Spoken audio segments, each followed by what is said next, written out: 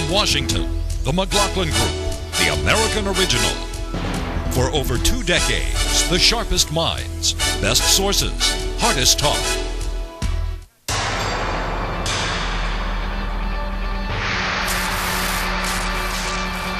We've provided a platform for success for some of the most respected companies in the country.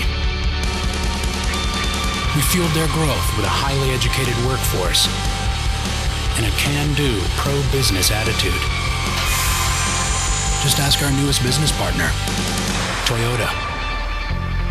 Visit Mississippi.org to see what we can do for you. If. For such a small word, it packs a wallop. If I live to 100, if Social Security isn't enough, if my heart gets broken, if she says yes. We believe if should never hold you back. If should be managed with a plan that builds on what you already have. Together, we can create a personal safety net, a launching pad for all those brilliant ifs in the middle of life. You can call on our expertise and get guarantees for the if in life. After all, we're MetLife. Issue 1, route or horse race or neither? Obama 52%, McCain 39%, Obama by 13. CBS, New York Times. Obama 52, McCain 40, Obama by 12. Reuters, C-SPAN, Zogby. Obama 52, McCain 42, Obama by 10. NBC, Wall Street Journal. Obama 49, McCain 40, Obama by 9. Fox News. Obama 50, McCain 42, Obama by 8, Ipsos McClatchy. Obama 52, McCain 45, Obama by 7, Rasmussen. Obama 48, McCain 43, Obama by 5, Hotline. Obama 49, McCain 45, Obama by 4, GWU, Battleground. Obama 45, McCain 44, Obama by 1, IBD, Tip. Question, what explains the divergence between the IBD tip poll showing a dead heat between the two candidates for president and other polls showing Obama with a double-digit lead? Pat Buchanan. The IBD poll could be an outrider. A number of times they've had Obama ahead by enormous amounts and others showing it even. My guess is it's something of an outrider. I do think McCain may be slightly closing, but the problem is he must be, I would say, John, at least 7 or 8 points behind nationally. And the state-by-state polls, every single toss-up state, which McCain has to win all of them, they're all red states. So I think it's a very uphill battle for John McCain 10 days before this election. You think it's also challenging to the pollster? ID modeling for this? Oh, I like think the it size certainly of the is. turnout. Well, look, there's some people who overweight the Democrats, others overweight the independents or the Republicans, but when all of them seem to say the same thing, I think you have to generally concede they are probably right. Eleanor. Yeah, if you take an average of all the polls, you've still got Barack Obama ahead by a substantial amount. And I must say that Newsweek is coming out with a poll this weekend, and we've got him 13 points ahead among registered voters, 12 points ahead among likely voters. That's the biggest lead of any presidential candidate in a Newsweek poll in late October since Ronald Reagan versus Walter Mondale in 1984. Now, that lead can be cut because Bill Clinton was 17 points ahead of Bob Dole, and he won by 10 points. But it's not going to be close to the point where you're going to change the outcome of the race. This looks definitely like it's a race that is breaking for Obama, and Democrats on Capitol Hill are going to do very well. This looks like a wave election with substantial Democratic majorities. Eat your heart out, John. Monica, will you rebut that? I'll try. What's interesting is at this late midnight hour in the election, in the campaign, we have the polls essentially all over the place, from 1 point to 13 points Newsweek, 14 points, I think, CBS, New York Times.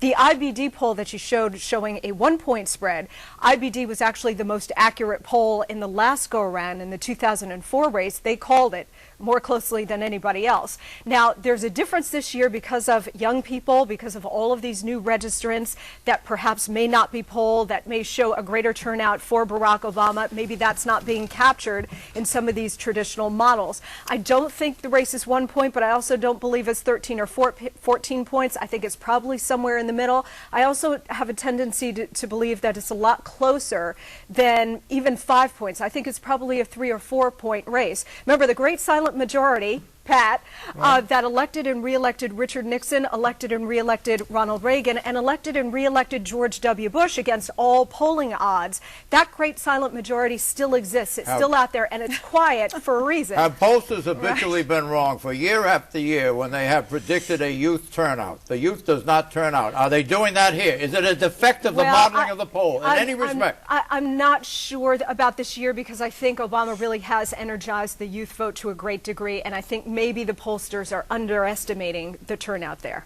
We've heard that before. But it's going to work to Obama's advantage. Well, welcome, by the way. Oh, thank you so much, John. Listen, you know, people who are trying to find holes in Obama's big lead are sort of, I think, hopeful, but not very rational. The fact is that IDB poll is an outlier, as you say, Pat, and the fact is, I don't care what the national poll says. What I care about are the state-by-state numbers. IDB doesn't even do a state-by-state poll, so to me they have no credibility to really talk about what's going to happen Election Day, because I want to know what's going to happen in Florida. I want to know what's going to happen in Pennsylvania. As far as the young voters are concerned, the fact is they all have cell phones. They don't get polled. And if they don't get polled, and 50% of them turn out, let's just say, it could change the vote by a couple of percentage points in some key states. Do you happen to know whether or not the candidate himself, Barack Obama, shares your view? Now, I haven't talked to Barack Obama personally and haven't asked him about the polling. Actually, I did have an interview with him last week. I didn't ask him about the polling. What did he say to you in the interview? Well, we talked a lot about his issues around the campaign finance, for example. I asked him, hey, you raised $150 million. Have you killed, effectively, the public financing of campaigns? Because who's going to take a chance on... What did he say to that? He said he didn't think he had killed it. He said he thought that the spirit of the thing, which is to not have the big money donors involved because he's gotten so many small donors involved, is still alive, and he wants to expand public financing to deal with congressional elections and so on and so forth. That's what he said. Despite the fact that McCain says he reneged on his oath. Obama, you know what? You asked me what he said. I'm telling you what he said. Did you talk to McCain about any of this? Well, McCain and I discussed different issues. We didn't talk campaign finance. We talked about his continued faith in Governor Palin, for example, and the fact that even though more than half of the nation now says they don't think she's qualified to be president, did you make a mistake to pick her? Of course he did. Did he read you her curriculum vitae? He did. He went down the list and said how she's energizing the crowds and how much people love her. Hey, but John, where are your sympathies in that regard? Do you think that she's less incapable than it is alleged by her adversaries? What I think about her capabilities is not important. What I think is important is it's obvious that the American people are concerned about her. Look, as I said to John McCain, the number one axiom in picking a vice presidential candidate is do yourself no harm. I think it's hard to argue at this point that that pick did him no harm. Right. Look, Obama is raising $7 million a day. That is one long collective scream for the voters in this country to overturn the political class, largely the Republican ruling class.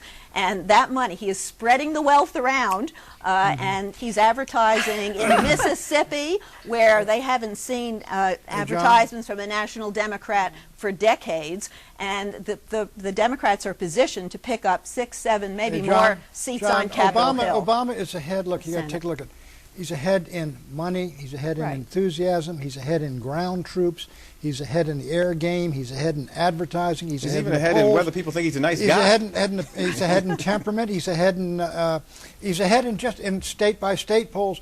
It is really an uphill grind for McCain. For McCain to win, he's got to pick up every single toss-up state. Obama's at 264, and if he gets to Virginia, McCain's got to get Pennsylvania. He's putting a lot of eggs in the Pennsylvania basket. Pennsylvania is the key. He's down by double digits in Pennsylvania. What McCain's doing is he's anticipating a loss of one base state, maybe Virginia, maybe Florida. In that case, he's got to have Pennsylvania, and he can win it. What about the coverage that he gets from the so-called Bradley factor? The Bradley effect, there was no real Bradley effect. It's a phony. Who said so? I'll tell you why it was. It's because the Republicans voted early voting and absentee, and they were all in the bank as Bradley was rising. Secondly, they didn't take into account... Well, that's what Barone says. He had a gun. You're quoting Barone in the political almanac. No, I tell you, there was an anti-gun thing on the ballot. All these guys came out who don't have no phones. Do you have certitude on that? The Bradley effect was supposedly a hidden racial bias where people were telling pollsters one thing and then voting against Tom Bradley. Yeah, they don't like to tell pollsters. There's no reason to hide who you're for. It's perfectly respectable to be for Hillary Clinton or John McCain. Doesn't mean you're a racist. So why are people going to lie to pollsters? You mean we've gone beyond anything that may have been true in the past? Yes. In that regard. Yes. You share that view. It's over. Don't hang Let me your hat on that one. I think this year, whatever racial dimension we've talked about in the past is a wash this year. Are there people out there in America who won't vote for Obama because he's black? Sure. But are there people out there who will vote for him strictly on his race or factor in the race as one of the elements? Of course. Obama's getting 94% of the black vote. He's also getting a lot of whites through white guilt or liberal guilt that are voting for him. One more factor. Let's get a little bit. Let's nail down the Bradley effect as far as the number is concerned. If you believe in the Bradley effect, you've got to carve off 6 percentage points. You think that's outlandish? No, I think it's, well, I don't think it's outlandish, but I think it's a wash this year because for every person who may not vote for him, there are so many that are going to vote. Obama wins 9 polls out of 9. Why? Could it be media bias? Are journalists in the tank for Obama? A Pew study was released this week. It surveyed over 2,400 campaign stories from the last 6 weeks. The study found that while the candidates have been receiving equal coverage, the stories about McCain took a more negative tone. 59% of stories about McCain were negative compared to 14% positive. On the other hand, Obama received much better coverage. 29% of stories were negative, 36% positive, 35% neutral or mixed. All right, get this. Pew reports that 60% of news coverage for McCain is negative. 60%. 70% of news coverage for Obama is positive or neutral. Have political journalists covering the presidential race lost their sense of balance and objectivity? I ask you. No, I don't think so. I think the key thing to keep in mind, John, is why is that coverage negative? The coverage is negative because McCain has gone negative. That produces negative coverage. You got to drill down in those numbers a little bit before you just throw them out there. McCain is campaigning the way he is because he wants to get his base out. He wants to get the Republicans out. McCain is campaigning the way he is. He is less concerned about converting people to his cause than he is about getting the base out. If he gets all the Republicans out, he wins the election. No, he doesn't. There aren't enough Republicans. Wait a minute, I want to hear you. There are not enough Republicans. He has to reach out to independents. And the John McCain of 2000 owned independents. He has lost independents in this race. 1, his erratic performance in the debates. 2, his erratic performance. Where do you see that? I thought we all agreed it was a good night for McCain. Isn't that what you said? He was converting it into an erratic performance. He lost all 3 debates, and then he reacted to the financial crisis like he was going to suspend his campaign, he was going to skip the debate, and then picking Sarah Palin basically forfeited the only strong card he had, and that was experience. Do you agree with that? The election. Do you agree with her characterization of McCain in the debate?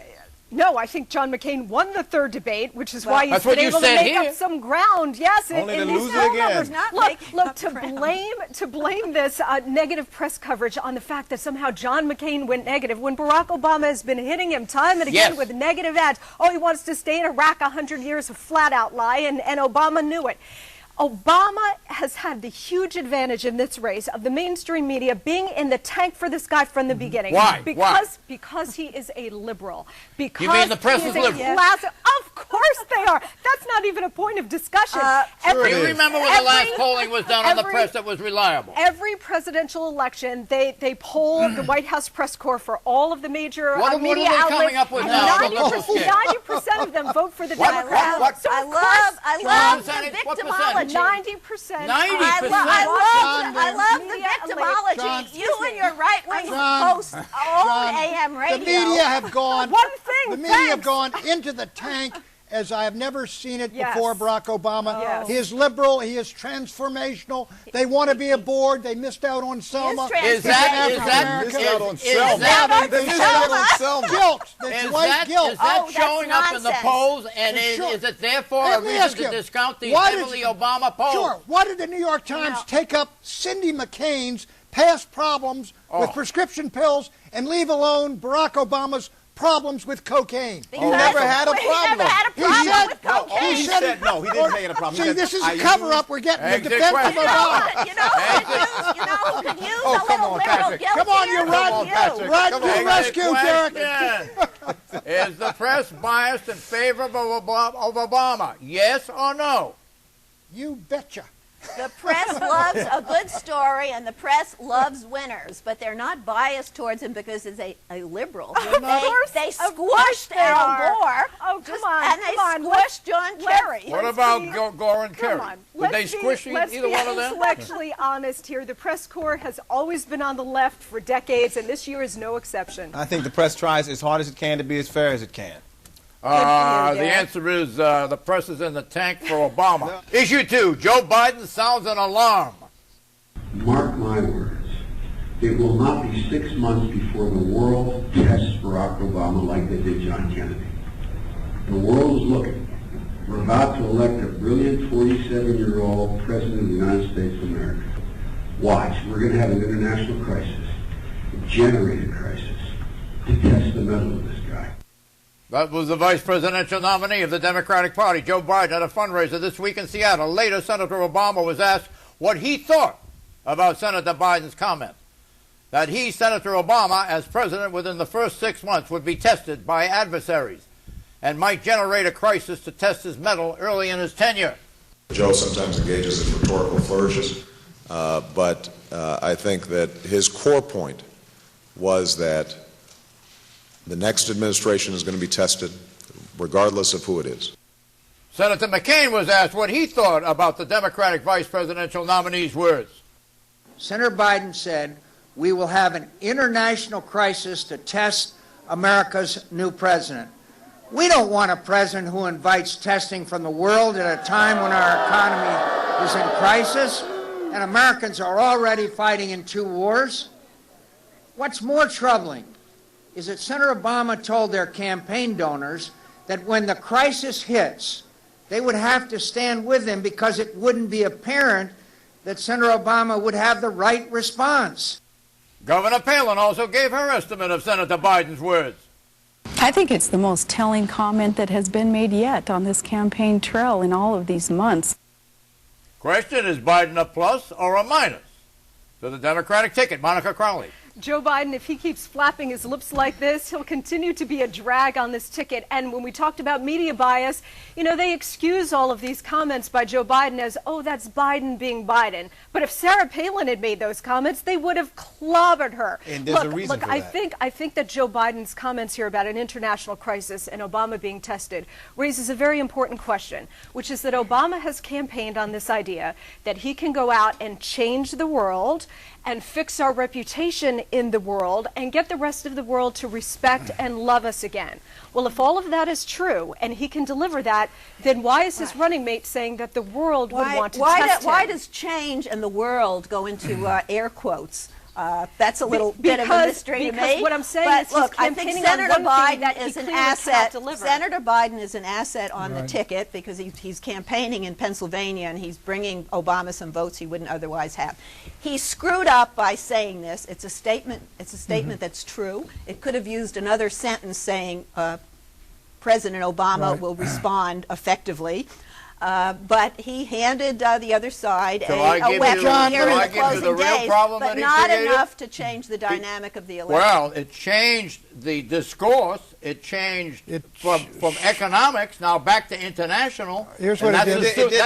They don't want to play with Obama. Here's what it did. Because Obama's inexperienced. John, it changed the subject from the economy to Obama's youth and inexperience. But more important, not Obama's inexperience, the international issues. Joe Biden, look, is chairman of the Senate Foreign Relations Committee. You heard that. That is ominous language. He's supposed to be... Is he talking about Bay of Pigs, or is he talking about the Cuban Missile Crisis? He could be talking about the Berlin Wall crisis. Kennedy called up a million reserves. He mentioned Cuba. Could it be the Cuban Missile Crisis, which could involve a nuclear force? Exactly. But look, what he's talking about is it could be the Russians into Ukraine. It could be the Israelis striking Tehran. But the media rushed to his defense instead of saying, hold a press conference, Senator Biden. What the devil are you talking about? You think Biden would have been justified in saying the same thing if McCain were president? No, here's the thing. If McCain said that, he'd been charged with that's not what I mean. scaremongering. Is it because of Obama and his youth and inexperience? Exactly. He would be tested. His mettle would be tested.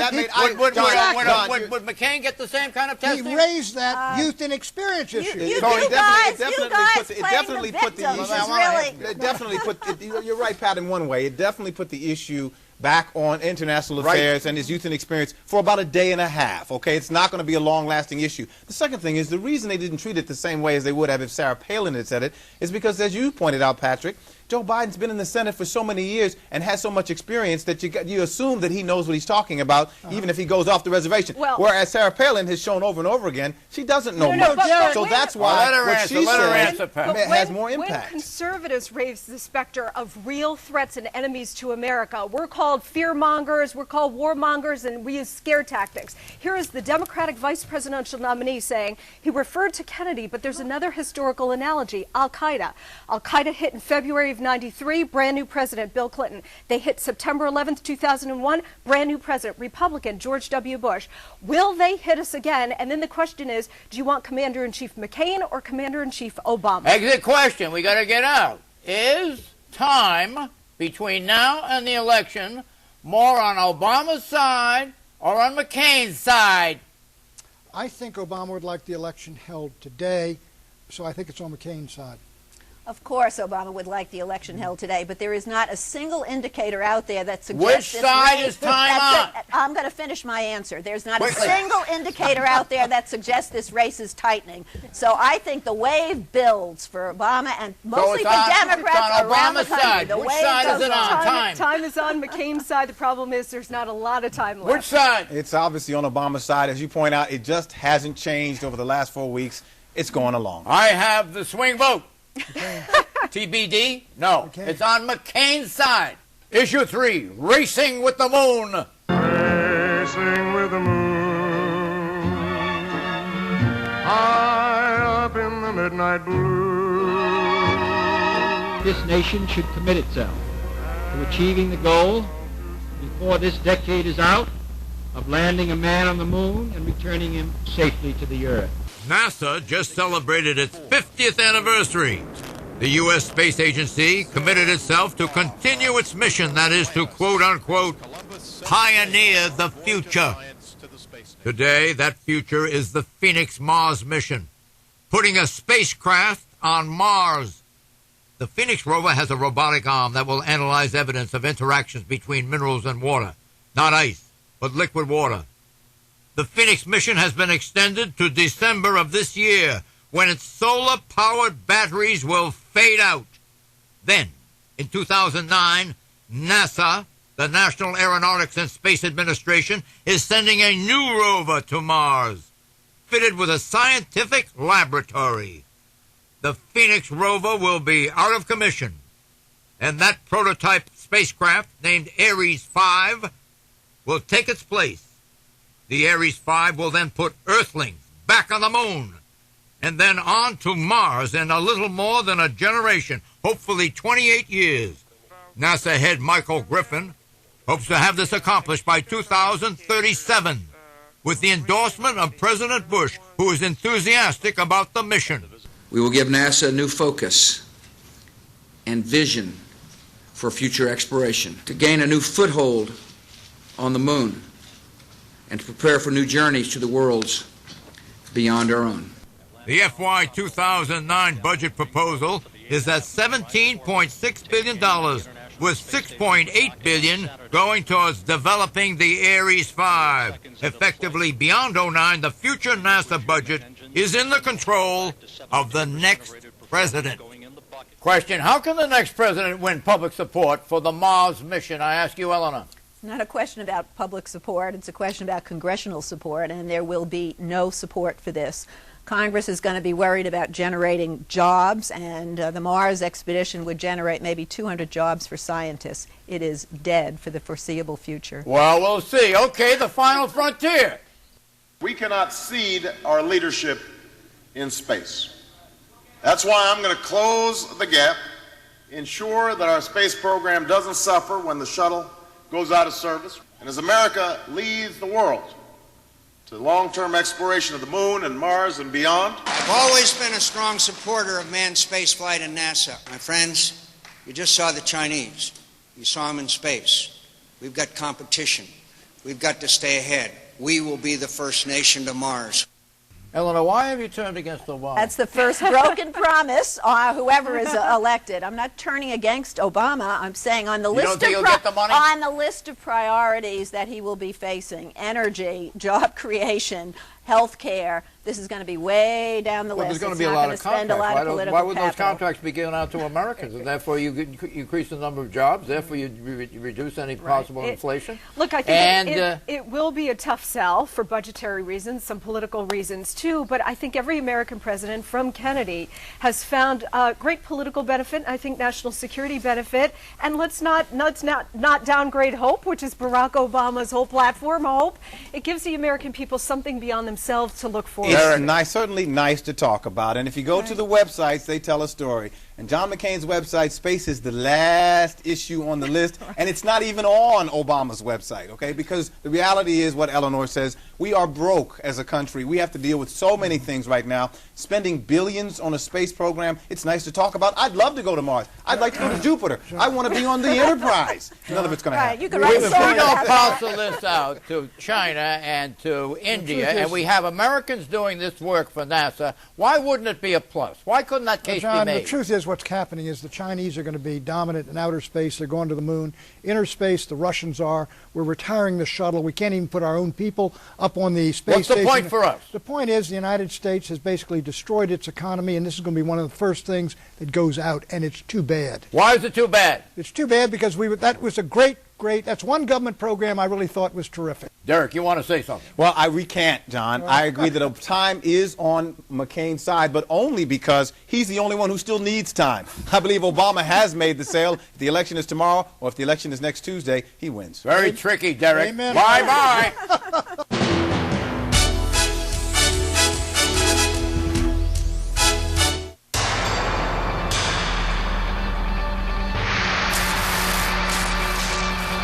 We've provided a platform for success for some of the most respected companies in the country.